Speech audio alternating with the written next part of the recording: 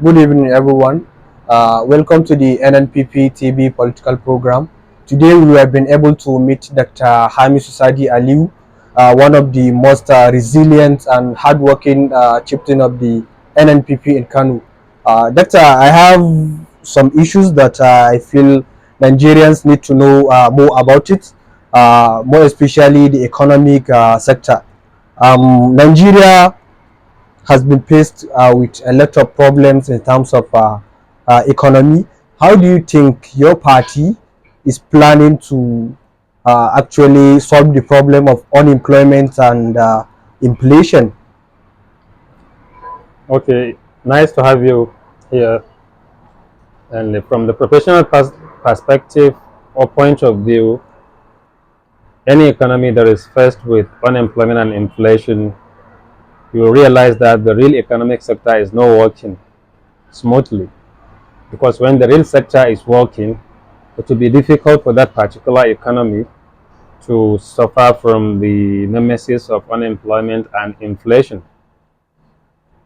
From the inflation part, you realize that there is a policy shackles or policy problems in our country, whereby the authorities are not handling the economy well.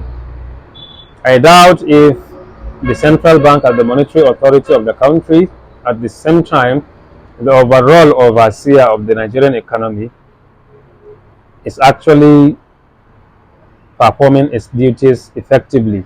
That's why you realize that you will buy a product in Nigeria today. When you are back tomorrow, you realize that the price changes. We don't have what we call price stability, and which is one of the macroeconomic objectives of every economy. Our prices are not stable. It is only in Nigeria that you will buy a thing today, and when you come back next week, you realize that the price changes. I live in a country whereby you will buy a product today. If you are back in the next 2 years, you will realize that that price remains stable. Why? Because the policy framework is working. Secondly, when the production sector is not working, you realize that most of the people that are supposed to work doesn't have a chance to have a suitable job for their certificate or whatever. Because if you take Kano for example, most of the production entities, most of the manufacturing companies in Kano are not working. Why? Mostly because of problem of electricity. Even if you think you will produce, you will be producing at loss, and no rational producer will incur loss while producing, because one of the main aim of every production is to make profit. So when the producer is not making profit, he will just close down the factory and send away the workers, because they will be like a liability to him. So that's why you realize that unemployment keeps skyrocketing in Nigeria, because the real economic sector is not working. At the same time, there is high level of inflation. Why? Because most of what we consume, we imported them. So the price will not be the same. If you produce something in Nigeria, for example, you may likely sell it at the cost of maybe 5 naira. If you import it into the country, the price may be like maybe 15 naira, because the producer or the importer who import those particular product into the country has to pay government certain fees. At the same time, he has to pay transport cost to the last destination, and all these costs will add it to the price of the commodity, and the burden will be on the final consumer of that particular product or commodity. Okay, Doctor, Nigeria has been a country that most of our institutions has been killed. We are facing a lot of problems in terms of consumption. What did your party plan specifically to change the narrative of Nigerian economy from consumption-based to production-based Yes. economy? Well, as you said, the institutions, that remind me of some parameters that has been used to measure the institutions of each country. We have International Country Risk Guide, we have World Bank governance indicators that use different parameters to measure the level of institution in a country. For example, ICRG use scale of 1 to 5. Maybe if you are less corrupt, when you take corruption, for example, if you are less corrupt, maybe you'll say a country has 1. If it is high corrupt country, you will find your scale is 5, as well as all other institutional variables. You realize that in Nigeria, most of the times, when you check that particular indices, you realize that Nigeria at the high extreme, where we have high level of poverty, high level of corruption, high level of corruption. At the same time, you will find any indicator that is supposed to be positive in Nigeria is negative. And if it's supposed to be negative in Nigeria, you'll find it's positive. Why? Because our institutions are not working. If we want really to change our economy from consuming to production economy, our party has a lot of frameworks. If you check our blueprint that our leader and presidential candidate published in the last couple of days, you realize that all the problems of our economy moving from consumption to production economy will be already solved in that particular book. So I cannot summarize it here. That's why I advise most of our viewers to go and get that particular copy and read it. And by that, they will realize that all the policies, all the plans to convert the country from consumption to production economy are there. We have a lot of economic terminologies that we can use, and we'll borrow some from other countries that apply those particular techniques, and now they are left from consuming to production economy, and we believe if we apply that, we'll definitely achieve our target, and Nigeria will be migrate from the consumption economy to the production economy very soon. If Nigerians give us the chance, Nigerian economy will be more export dependent than import dependent. Well, that's people. A lot of people has a lot of confidence in Engineer Dr. Rabi Musa Konkoso, the presidential candidate of the NNPP, and they are much more familiar with what he brought as his blueprint and what he wanted to do if given the mandate. But the question goes this way: how did you think Engineer Dr. Rabi Musa Konkoso will source all the funds to enable him undertake all these projects that he brought in his blueprint? How do you think he source this fund, looking at the fact that there are a lot of issues attached to our economy, especially this issue of debt services and a lot of issues? How do you think you source the money to undertake all these programs? This is very simple. When he block leakages in the economy, definitely you will find a lot of money that can be used to actualize all those plans. Because recently, I think the immediate past Accountant General of the Federation, the EFCC are alleging him of stealing about more than 100 billion naira. It's there on the news. So just one person has been challenged. He stole all this amount of money. So which means if these particular funds will be used judiciously, you can achieve a lot of projects in Nigeria. And if you block all these leakages from different economic subsectors of the economy, you realize that you will get a lot of money. And when the people have confidence on the government, they will pay more taxes. All right? If people pay more taxes, which means it's additional revenue to the government. Most people don't want to pay taxes because they don't have confidence that what they paid will be used for themselves. If people will have confidence to be like Malaysians, for example, Malaysians pay a lot of taxes, but they are not worried because what they paid, they are seeing it on the ground. They have one of the best road networks in the world. You will travel from here to Lagos in Malaysia. It's difficult for you to see a simple pothole on the road. And all this has been constructed with the taxpayers' money. So I believe if our leader, and which is one of his aim, is the first person in Nigeria that applies single treasury account in his second tenure in office. He blocked leakages. He ensured that there is no corruption in his government. Some people are even arguing, how does he even source the money he used to execute this these giant projects in Kano State. For example, just a scholarship program, which I'm one of the beneficiaries. Some people are even wondering. I met some people, but especially from the southern part of the country. Some asked me, "Are you sure your state governor sponsored you?" I told them yes. We told a lot of them. I told them not only me, he sponsored more than 3,000 of us into 14 different countries. All right, and they are wondering how does he even source the money. The secret is he blocked leakages and he ensured that his government is corrupt free. All the money that are supposed to be used to execute a given project has been utilized judiciously, and single person will not put his pen or whatever to stall those particular funds for his personal benefits.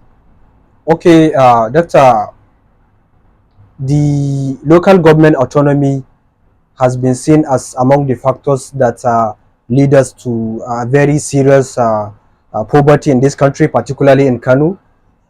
If your candidate, Engineer Abba Kabir Yusuf, has been able to take the mandate or win the election in 2023 election, did you think that he is going to grant that autonomy to local government for local government to function well? Well, I believe there is a process of the National Assembly that a bill will be enacted to grant an autonomy to local governments. If it becomes a law, it's very simple. We have to adopt it. All Okay. right. And I believe even during the reign of His Excellency Engineer Dr. Abiy Musa Kwankwaso, even though most of the projects are joint projects between the state and local government, but there won't be any problem because people are seeing their money.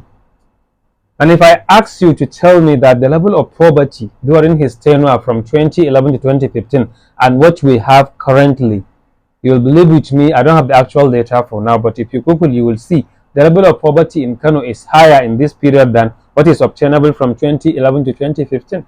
Why? Because the local government funds have been judiciously utilized. All right, even though it's joint project between the state and local government, but still a lot of projects have been executed. Even if you just take 5 kilometers road that he executed in Kano State, even though this present government tried to ensure that they destroy the project because he's about to complete most of the project and he has to leave the government. So they abandon most of the projects now. So what they are doing now is counterproductive. If you go to NBS, you check how much does this government collected as local government grant from 2015 to date. You understand? You not even believe what you will see. In my local government, I'm from the local government. In my local government alone, this government collected more than 23 billion naira for the period of 2015 to 2022 ending.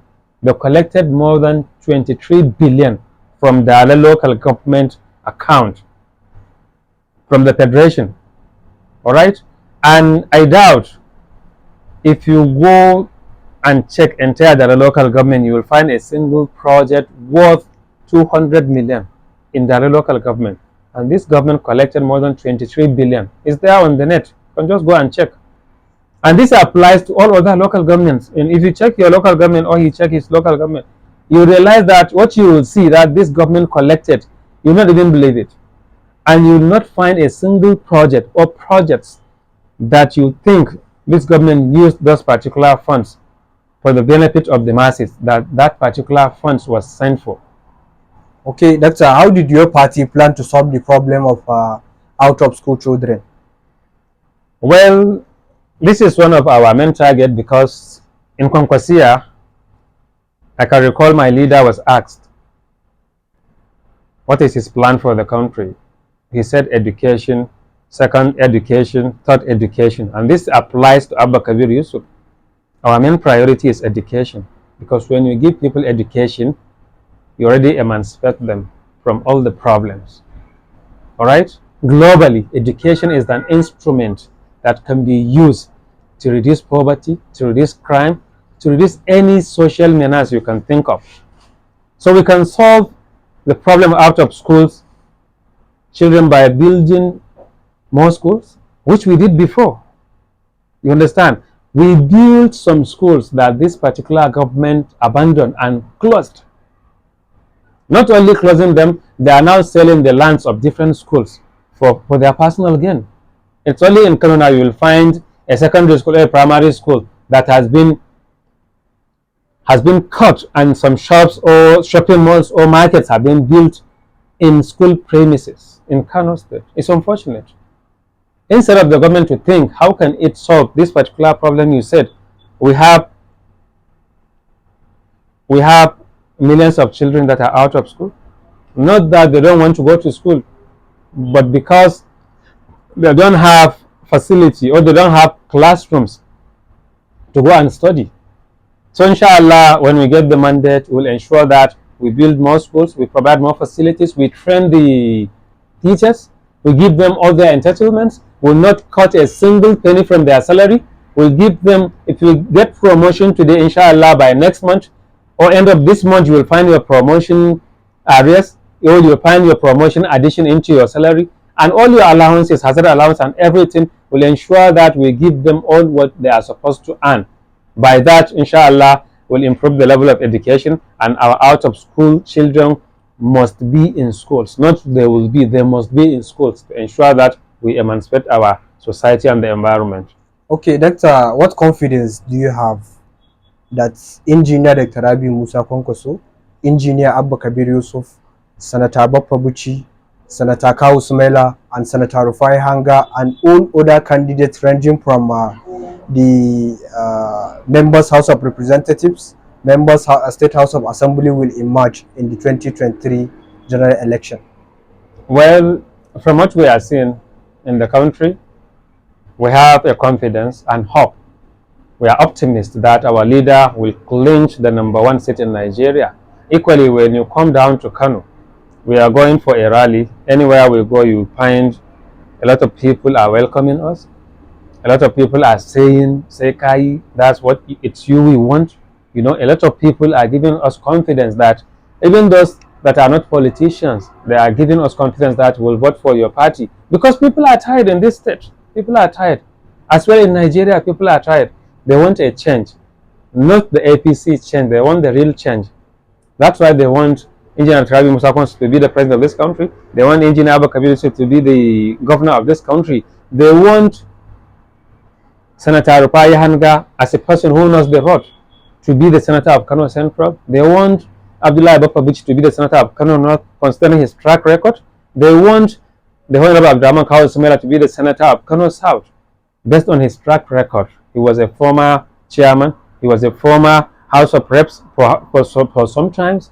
Equally, he will be a good ambassador and good representative to represent the good people of Kano South, as well as all our 24 House of Reps candidates. Most of them had experience in that particular seat, and even those that are new, they did some things that benefited their environments. And our 40 candidates of House of Assembly too, most of them, their people want them because we have 7 members out of them, and we have others that did that particular seat at the same time. Some are new, but we give them orientation based on what they earn from those that have experience in that particular seat. So we are hoping, inshallah, what happened in Kano in 2015 will happen in Kano in 2023, inshallah. All our candidates will emerge victorious, inshallah. Okay, lastly, Doctor, what is your message for young people and the NNPP TV Kano and Konkosia Youth Awareness Network who sponsored this program? My message for the youth is that they should be confident. They should have confidence in whatever they do, and they should be good ambassadors of their family, their environment, their state, and their country, because every society, its progress lies on its youth. When the youth fail the society, that particular society has gone forever. So I'm urging our youth, at the same time, the youth of this particular association, Konkosia Youth Awareness Network, to be more vigilant, to fight harder, to ensure that Nigeria and Kano is reclaimed from the bad governorship, to ensure that they struggle harder, to ensure that they got good education. Because I believe when Abba Kabir Yusuf emerged as the governor of Kano State, a lot of you will find an opportunity like what I enjoyed during the tenure of His Excellency Engineer Rabi Musa Kwankwaso. A lot of you will be sent out of the country to go and learn quality education that we benefited, to come and serve your society, your country, as well as the global system in totality. Thank you very much, Dr. Hamis Susadi Aliu, Secretary to the NNPP in Kano State. Thank you for having time to talk to the people and by the NNPP TV. Thank you very much, Doctor. Thank you, and it's my pleasure to have you this evening.